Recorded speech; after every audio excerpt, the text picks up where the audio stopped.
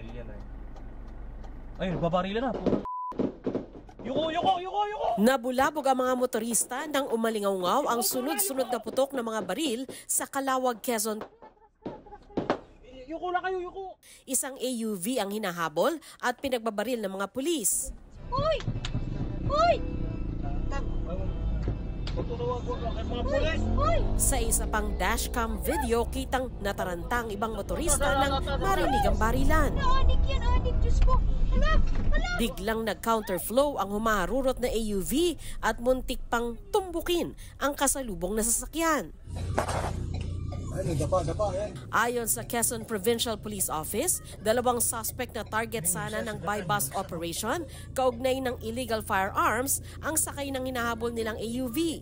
Pero nakatunog ang 2 suspect at tumakas mula sa barangay Santa Maria hanggang umabot ang habulan sa barangay Sumilang. Pagdating doon sa checkpoint, pinapara siya ng ating mga tropa. Nagpaputok sila ng baril, muntik nang tamaan yung ating mga tropa doon.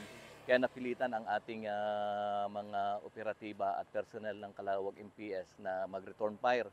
Doon na nasawi sa engkwentro ang 2 suspect. Ayon sa mga otoridad, sangkot sa gun for hire ang mga nasawi na dati nang may mga kaso. Mga known personality doon na involved sa mga shooting incidents sa Candelaria, Chaong, and Sariaya and Lucena. Marami siyang mga naipile sa kanya na murder cases, pero karamihan dyan winidraw ng complainant at yung iba na-dismiss.